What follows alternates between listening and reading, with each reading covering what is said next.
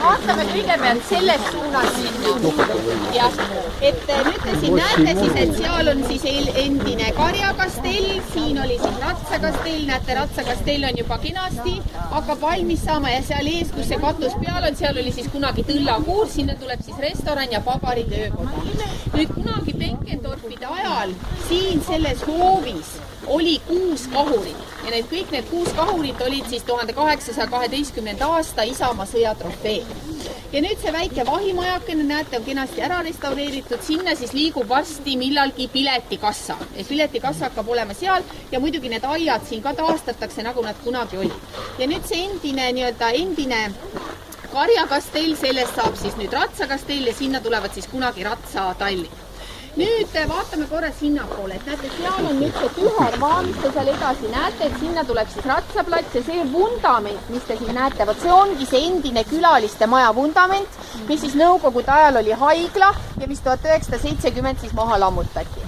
Ja nüüd, mis puudutab seda maja nõukogude ajal, siis siin oli siis toidupood ja ohvitseride nii-öelda kasiino. Ja näete, kui te nüüd vaatate seda puumaja, siis seal oli tööstuskaupade pood. Seal oli tööstuskaupade pood. Ja nüüd edasi näete, kui te nüüd vaatate, et see Kiljatonssi platsi keskel, siis kunagi seisis seal Antonio Canova valgest marmorist Veenuse kuju. Ja on siis teada selline kurb asi, et 1917. aastal lasti siis selle pihta märki ja visati kõik need tükid siis sinna nii-öelda jõkke ja teenijad korjasid sealt neid tükke ja ühesõnaga siuke väärtushinnanguste täiesti nagu tohutu põrkumist. Meil ei ole Eestis väga palju mõisaid, mille juures on oma kodukaber. Aga vot see mõis on üks selline. Ja näete, siin on nüüd siis see vana mõisahoone, millest kunagi saab külaliste maja. Aga näete, see välja ulatuv osa, vot see oli kunagi kodukaber. Ja juba Benkendorfide ajal ja edasi ka Volkonskite ajal. Ja see oli siis Pühale Sakariasele ja Elisabethile pühendatud Vene õigeusu väike kirik ja praegu on see plaanis ka taastada. Samamoodi Vene õigeusu kirikuna ja edaspidi sinna sisse tuleb ka ikoonide muuseum. Nii et selles mõttes, et ütleme niimoodi, et eks nad selle Vene turu poole vaatavad ka, et eestlased siin kindlasti abielluda ei saa, aga venelased saaksid ju siin abielluda ja siin pidu pidada ja ühesõnaga see asi toimiks kenasti. Nüüd näete seal, kus see aed praegu jookseb, sealt siis jookseb selle mõisa praeguse mõisa valduse piir. Ja nüüd seal teisel pool aeda te näete just hoonet, mis just nagu tahaks ka siia lossi juurde kuuluda ja mis loomulikult siin ka kunagi oli, nimelt lossi juurde kuulus 5 striiphoonet ja üks striiphoone oli kiviosaga ja kiviosas seal olid siis majandusruumid. Nüüd nõukogude ajal oli seal lastele lasteaed ja algkool ja siis selles mõttes ja nüüd ühesõnaga olidki need ajad siis segased, et vahepeal siin üks teine keegi tahtis seda ära osta ja siis sellest ikkagi ei tulnud ja siis pidi tulema siia ju presidendi residents ja siis tuli masu peale 2008-2009 jäi see ka katki. Ja nüüd ongi siis praegune olukord, ma päris täpselt rohkem neid tagamaid ei tea, aga ühesõnaga sellel osal on seal teine omanik ja ilmselt on niimoodi, et ta tahab sellest nii palju raha saada, et vot nii nagu see on. Ma neid üksikasju ka rohkem täpsemalt ei tea. Nii, kui te vaatate edasi, te näete seal ühte paekivist seina.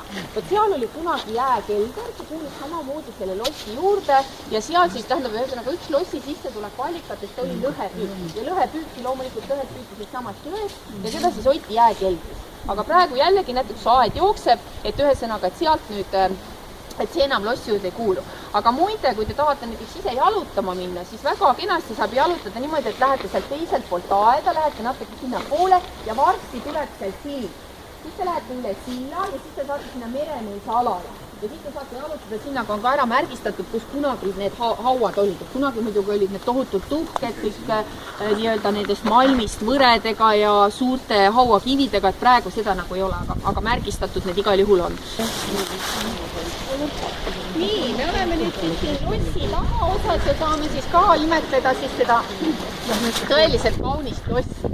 Ja nüüd, mis nüüd puudutab sellesse teise korrusesse, siis kunagi Benkendorfide ajal, muidugi ka Volkonskite ajal teisel korrusel olid siis muidugi eluruumid. Ja Benkendorfide ajal siinpool oli siis Alexander von Benkendorfi eluruumid ja seal olid siis Elisaveta von Benkendorfi eluruumid.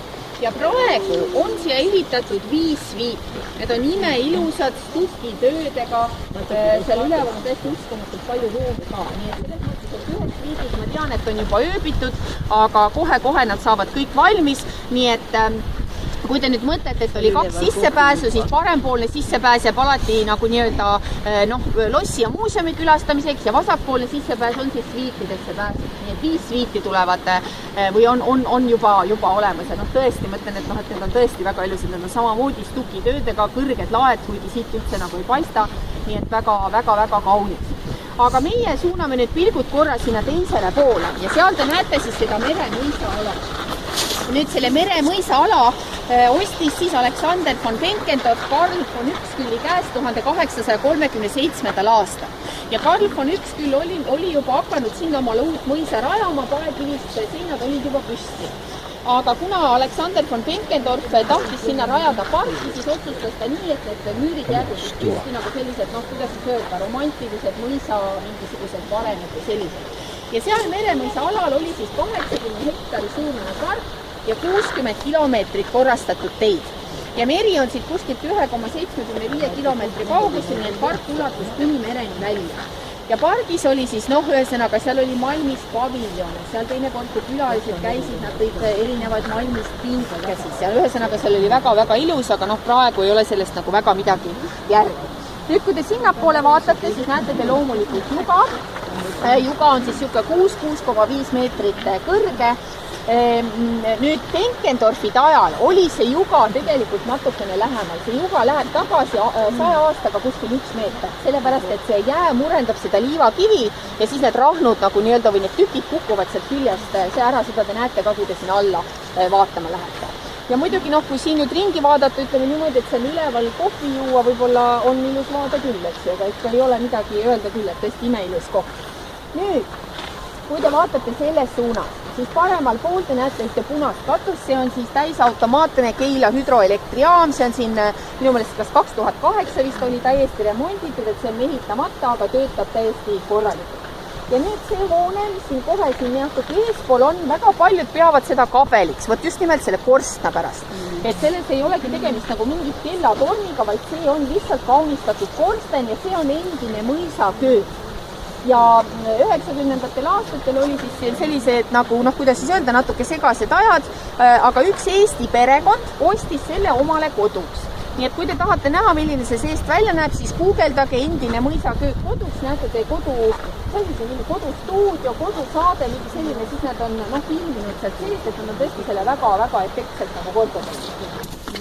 Nii, siin on siis see tagumine terrass, siin siis seisid loorbeeripuud ja üleüldse suvel paljud eksootilised taimed, mis siis talveks viidi nii-öelda kasvuhoonetesse. Aga nüüd siis nende lõvide juurde ja selle lõvide loo ma räägin teile tõesti täpselt niimoodi, nagu Andrei Dvorjanino seda meile giididele rääkis. Kõigepealt alustas ta sellega, et ta ütles niimoodi, et selleks, et need lõvid siia paika tõsta, oli tal vaja väiksemat sorti kraanat, mis siis tähendab seda, et need lõvid on väga rasked, kuigi nad ei paista üldse nii suured. Ja miks see fakt oluline on, kohe te saate sellest aru. Nõukogude ajal, nagu jällegi oli see kinnine tsoon, need lõvid, neid hoiti maja ees ja siin oli ju muidugi kogu aeg ööpäevane valve. Ja ühel ööl olid need lõvid kadunud, tähendab hommikul need enam ei olnud. Keegi teadnud, kus lõvid said. Nüüd läks mingi aeg mööda ja need lõmid ilmusid välja kusagil Paldiskis suvila rajoonis kellegi joodiku aias. Täpselt nii, ühesõnaga oli. Et ühesõnaga oli üks joodik ja siis seal kõrval oli üks korralik perekond. Ja korralik perekond kutsus joodikule miilitsa, sellepärast, et nemad arvasid, et see joodik on need lõvid kusagilt varastanud. Tuli kohale miilits, tegi akti, küsis, kus sa lõvid said. Joodik ütles, mina ei tea, need on siin kogu aeg vedelenud. Tegi akti ära, võttis lõvid kaasa, viis toonasesse Vene tänaval asunud miilitsa jaoskonda. Ja ilmselt see edasine lugu nendest nagu väga palju, ilmselt nad on kuskil keldrites vedelenud need lõvid ja siis nad on sattunud kuidagi nagu selle meie praeguse muinsuskaitse eelkäija nagu kätte ja lõpuks siis ka meie muinsuskaitse kätte. Ja Andrei Dvorjaninov rääkis siis ise seda, ütles siis niimoodi, et kui mul see müügitehing oli sõlmitud, siis ma läksin siis muinsuskaitsesse, et ma tahtsin hakata rääkima, et mis mul siis kõik siin plaanis on.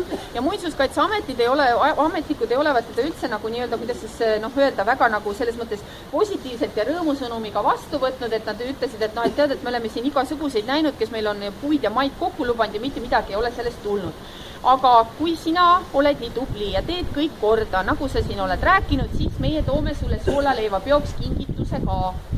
Ja võt täpselt niimoodi oligi, et soolaleiva peoks tulid siis lõvid tagasi oma kohale. Et muidugi nad on siin näha ka, kui te ümber käite ja vaatate, et nad on vahepeal olnud osadeks olnud, need on ikka suhteliselt õnnetult nagu kokku pannud, et eks nad neid peavad restaureerima. Natuke nad on alustanud, veel 6 aega tagasi ninasid ei olnud. Nüüd on ninad juba olemas, nii et selles mõttes, et tasapisi nagu liigub see sinna poole. Ja muidugi need lõvid ise, eks ju, need on vanemad kui see loss, Carrara marmorist, valget Carrara marmorist. Alexander von Benkendorf ostis need ühelt oma Itaalia visiidilt või külaskäigult ammu enne seda, kui tal oli plaanis seda lossi ehitama hakata. Nii et selles mõttes täiesti uskumatu lugu, et need lõvid ikkagi niimoodi nagu siia nagu tagasi nagu jõudsid, et tõepoolest. Minu nimi on Margit ja ma olen täna teie giid. Ja teil on päris palju, aga ma katsun siis natukene kõvemalt häält teha, nii et kõik ikka kuulevad. Me alustame kohe sellest samast ruumist ja ma räägin teile kõigepealt natukene sellest ajaloost, et kuidas see kõik siin alguse sai. 16. sajandi alguses need valdused siin kuulusid mõõgavendade ordule ja juba 16. sajandi alguses tekkis siia jõele ka vesiveski.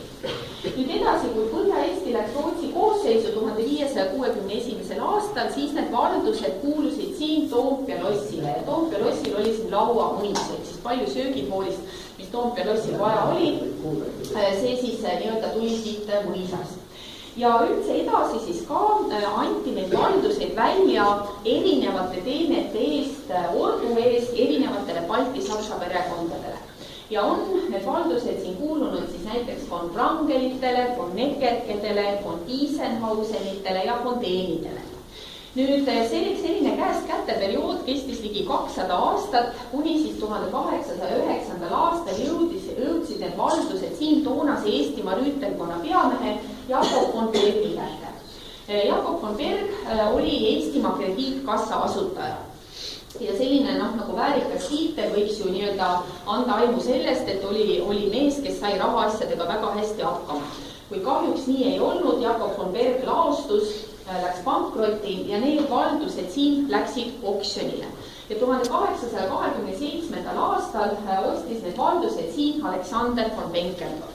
Nüüd, mis puudutab Benkendorfide perekonda, siis on tegemist vana ja kuulsa Balti-Saksa suguvõsaga. Juba 17. sajandil olid Benkendorfide suguvõsa liikmed Riias kõrgeks ametikohtadel ja näiteks Alexander von Benkendorfi vanaisa Johann von Benkendorf oli Riia raehärra ja 1674. aastal andsid talle Rootsi pärandatav aadlitiitel. Ja Benkendorfide perekonnale on siin Eestis kuulunud veel ka näiteks Kiltsi mõis, Kabala mõis ja ka Jäneva mõis. Nüüd seda hoonet, kus me teiega siin praegu oleme, hakati siis ehitama 1831. aastal ja suurejooneline soolaleiva pidu toimus siin 27. mail 1833. aastal, kuhu siis kohale tuli ka toonane valitsev tsaar Nikolai I oma perekonnaga. Juba ainuüksi see fakt, et valitsev tsaar tuli siia kohale kõigest soolaleiva peole, annab siis aimu sellest, et Alexander von Benkendorf oli väga mõjuvõimas isik tsaari Venemaal tol ajal ja vähe sellest ta oli ka Nikolai I isiklik sõber. Nüüd selle ajaloo juurde ja nende isikute juurde tulema ekskursiooni käigu juures veel tagasi, aga vaatame praegu natuke ringi selles ruumis. Et vaadake palun seda lage. See lagi on nüüd taastatud täpselt siis originaali järgi, nagu ta kunagi Alexander von Benkendorfi ajal tehtud oli. Ja mis nüüd üldse puudutab need stuugilöövid, mis te siin lossis ka muudes ruumides edasi näete, et need on kõik väga kõrge kvaliteediga, nende jaoks palgati Peterburi kunstide akadeemia juures meistrid ja mitte lihtsalt meistrid, vaid 2010. aasta Venemaa aasta restauraator koos oma abikaasaga. Nüüd edasi, kui te vaatate siin seinte peal, siis te näete Benkendorfide perekonna vappi, siin on nad praegu valged, aga tegelikult see kilbiosa on kollane, siis seal selle kollase kilbiosa peal on sinine triip ja sinise triibu peal on 3 punast roosi. Et pärast, kui me lähme muuseumisse, siis te näete joonistatuna värvilisena ka seda vappi. Nüüd edasi, kui te vaatate neid maale siin, siis kõik need on koopiad ja originaalid kõik asuvad Talve palees sõjagaleriis. Ja maalinud on originaalid kuulus Briti portretist George Doe ja on ta neid maalinud siis täpselt 329. ja tegemist on siis põhiliselt Isamaa sõja kuulsate väejuhtide ja kindralitega, jalaväekindralitega, ratsaväekindralitega ja suurtükivägede kindralitega. Ja miks on valitud siia just need konkreetsed meesterahvad, et nendel kõigil on olnud mingisugune seos siis Eestiga, et on nad siis omanud siin Eestis kas ühte või mitut mõisa. Pärast, kui me ruumist ruumi liigume, siis te näete neid portreesid veel. Nüüd tahaksin ka teil tähelepanu juhtida nendele kaunitele aknaraamidele ja ka nendele kaunitele ustele. Kui tookord Alexander von Benkendorf asus seda mõisa siin ehitama, siis nii arhitekt kui ka ehitusmehed kõik toodi kohale Peterburist. Aga nüüd selle restaureerimise juures on siis siin natukene paremini läinud, et näiteks need aknaraamid, uksed ja need kaunid parkettpõrandad, mida te ka kohe näete, et neil on siis teinud Eesti firma Salava. Ja kasutatud puiduna siin ka näiteks nende uste juures on siis kasutatud Kanada tamme.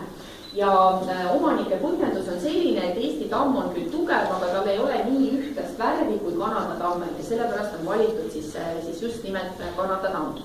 Ja veel tahtsin teie tähelepanu juhtida, ma kohe näitan siin, et näete, vaadake siin need ukseliigi ümbrised, need on ka kõik kenasti malmist ja siin te näete ka Benkendorfi perekonnavappi, et see on ka samamoodi taastatud siis nagu kunagi Benkendorfi ajal oli, et pärast te saate siin ise ka veel natuke ringi käia ja vaadata. Nüüd see ruum, kus me teiega oleme, selle ruumil oli ka nimi ja nimelt oli see vaasituba ehk vaasmaja. Ja siin ruumi keskel seisis ligi 2 meetri kõrgune jaspisest vaas. Jaspis on vääriskivi või õigemini poolvääriskivi, seda kaevandatakse uurelites ja see vaas sai valmis 1768. aastal ja sellest ajast seisis see vaas siis talvepalees. Kuidas see siia sattus? Nimelt 1837. aastal oli talvepalees suur tulekahju ja nagu ma teile juba ütlesin, Alexander von Benkendorf oli Nikolai esimese isiklik sõber ja ta saatis oma mehe appi oma sõbrale Nikolai esimesele seda tulekahju kustutama. Ja tänutäheks kinkis Nikolai esimene Alexander von Benkendorfile vot selle vaasi, mis siis seisis siin samas toa keskel. Nüüd aega vahepeal palju mööda läinud, eriti raske aasta oli siin 1917, kui siin lõhuti ja laamendati, siin peatus üks taganev polk ja siis nad siin ikka korralikult tõesti lõhkusid, nii et praegu me sellest vaasist kahjuks enam midagi ei tea, aga kui me pärast lähme alla muuseumisse, siis vähemalt üks pilt on olemas, et ma näitan teile seda pilti, milline see vaas välja on. Nii, aga liigume nüüd edasi muusikasalongi, palun. Et kõlas siin ruumis siis väga tihti muusika ja seal hulgas seisis kuulsa prantsuse firma, eraarfirma Klaver ja seda siis ka väga tihti mängiti. Üleüldse käis siin külas väga palju Peterburi kõrgintelligentsi, kirjanikke, kunstnikke, muusikuid ja nii edasi. Nüüd jällegi kutsuksin neid üles vaatama seda imeilusat lage, aga selles ruumis on lagi taastatud täpselt niimoodi, nagu see kunagi Alexander von Benkendorfi ajal siis ehitatud oli. Ja täpselt sama kehtib ka selle lae kohta, nii et seda lage selles mõttes oli veel kõige lihtsam taastada, et sellest oli isegi üks tükk järgi. Et nendest teistest lagedest ei olnud siin enam midagi järgi. Nüüd natukene ma räägin ka teile praegustest omanikest ja natukene sellest mööblist. Et praegu on siis lossil 2 omanikku. Üks on Andrei Vodjaninov, tema on luksuri mööblisalongi omanik ja tema on siis, võiks siis öelda võib-olla Eestimaa venelane, võib-olla oleks õige nagu öelda, selles mõttes, et ta räägib täiesti puhtalt eesti keelt, ta on Eesti koolis käinud, ta on Tallinnas sündinud, ema poolt on ta soomlane ja isa poolt on ta venelane. Ja teine omanik on siis üks Peterburi ehitusärimees, kes otseselt siin Eestis ei ela, aga kes tegeleb ka vanade mõisate ja losside taastamisega. Ja huvitav fakt on minu meelest ka see, et see müügitehing sõlmiti siin 27. mail 2010. aastal, täpselt 177 aastat hiljem, kui toimus siis soolaleivapidu, 27. mai 1833. Ja nüüd see mööbel, mida te siin nüüd näete, see mööbel on kõik uus. Tähendab, Andrei Vodjaninov ise laseb seda mööblit teha. Kõik need originaalid, kõik see mööbel, mis te siin näete, originaalid pärinevad kõik Suurbritanniast, Inglismaalt, Aaltorpi mõisast. Ja see Aaltorpi mõis kuulub printsess Diana vennale Graf Spencerile. Et Andrei Vodjaninov tunneb siis isiklikult Graf Spencerit ja nendel on omavahel selline kokkulepe, et Andrei Vodjaninov, kes siis ise mööbliga tegeleb, mööblit valmistab, mööblit vahendab, tema siis tohib seda mööblit järgi teha. Ja muidugi mõte on siis selles ka, et praegune nii-öelda on mõte selles, et siin saaks kontserte korraldada, et neid ruume saaks siin välja üürida sünnipäevadeks, pulmadeks ja et siis oleks kuhu istuda nii-öelda, nii et selles mõttes on mööbel kõik uus. Nüüd, kui me vaatame selle ruumi poole, siis kindlasti on see üks tõeline pärl selles lossis. Need sambad, mida te siin näete, üleüldse see kujundus, arhitektuur annab kenasti aimu sellest, et loss on projekteeritud neogooti stiilis. Ja praegu need sambad siin on taastatud nüüd stukitööna, aga kunagi olid need sambad välja tahutud dolomiidist. Ja need sambad tellis Alexander von Benkendorf Johann Exneri käest. Kui te teate, Johann Exner oli kuulus kiviraidur ja aitas üles ehitada Olemiste kilikut peale suurt tulekahju 1820. aastal. Ja tema tahus välja need sambad. Ja nüüd, kui siis Nikola I tuli siia soolaleiva peole, siis oli ta sellest lossist niivõrd valmustatud, et ta lasi endale Peterhofi Aleksandria Kotitšisse teha täpselt sama stiilis suure juurde ehituse. Ja etteruttavalt võin siis öelda, et lossi arhitekt oli Andrei Stackelschneider, nooruke arhitekt, see loss oli tema esimene iseseisev töö. Ja peale seda siis, kui Nikola I oli seda lossi näinud, Alexander Stackelschneider enam tööst ja leivast puudust ei tulnud, et Andrei Stackelschneider on oluliselt mõjutanud Peterburi arhitektuuri 19. sajandil, et Nikola I palkas siis teda mitmete losside nii-öelda arhitektiks. Nüüd, mis on veel selle väikese ruumi juures väga oluline, on siis teada selline ajalooline fakt, et 27. mail 1833. aastal mängiti siin esimest korda ette seda viisijuppi, millest siis edaspidi sai Vene tsaaririigi hümn Bože Tsarja Hrani. Et selline oluline fakt ja pärast kui me alla muuseumisse lähme, et seal on kenasti räägitud või välja toodud ka Aleksei Lvov, kes siis selle viisi kirjutas, et räägin teile temast ka veel lähemalt. Nüüd, kui te praegu vaatate ringi, siis need klaasid kõik on siin nagu läbipaistvad, kunagi Benkendorfi taja need ülemised osad, kus on nagu nii-öelda see teravkaarne osa, need olid kõik värvilised, need olid vahvivärvides, sinise, kollase ja punase värviga ja üleüldse sellesse ruumi, kui päike paistab, tuleb väga palju nagu päikesevalgust, et siin see värvide mäng oli kindlasti kunagi nagu väga ilus.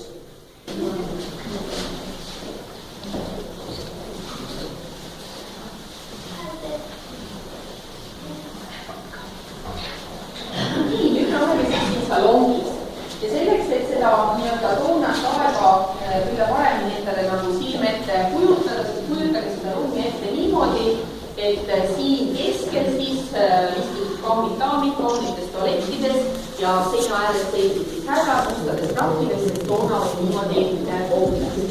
Nüüd jällegi kutsuksin teid üles imetlema seda kaunist lage, mis puudutab nüüd selle ruumi lage, siis siin ei ole enam lagi originaalina taastatud. Selle kohta arhiivist puudusid joonistused ja puudusid igasugused märkmed, aga selleks, et nii-öelda see loss nii-öelda oleks ühtne, siis on kasutatud siin ühe teise lossi lage, mille on ka Andrei Stackelschneider projekteerinud. Nii et selles mõttes, et käekiri oleks nagu sama, et see on ka nagu nii-öelda Andrei Stackelschneider projekteerinud. Nüüd, kui te vaatate siin seina peal ringi, siis te näete praegu siin maale. Praegu, kui võrrelda seda nüüd Benkendorfide ja Bolkonskite ajaga, siis on see valik nii-öelda ja see arv ka suhteliselt tagasihoidlik, et kunagi oli siin väga palju maale, sest nii Benkendorfi kui ka Bolkonskid olid suured kunsti armastajad. Ja praegu on siis tegelikult teada 80 maali, mis kindlasti siin lossis asusid ja tasapisi neid koopiaid siis tellitakse Talvepaleest, Tretjakovi galeriist ja Vene muuseumist, et neid siia siis üles kirjutada. Praegu oli siin isegi nimesid ega kunstnikke nagu nii-öelda all, et nendel on kindlasti plaanis veel neid maale siin ümber tõsta. Aga vaatame siis praegu natuke, keda me siin näeme. Näete, seal seina peal on Paul I. Ja Paul I ei ole see lihtsalt juhuslikult, vaid Paul I on see sellepärast, et oma sõjaväelist karjääri alustas Alexander von Benkendorf Paul I juures. Ja 1798. aastal sai Alexander von Benkendorfist Paul I liigu kaitseväe polgu allobitser. Ja tegi ta Alexander von Benkendorf tegi väga kiiret karjääri, sellepärast, et juba samal aastal sai temast ka Paul I adu. Nüüd seal kõrval on Paul I teine abikaasa Maria Jõuõro. Miks sinna just teine abikaasa on valitud, seda ma ei oska praegu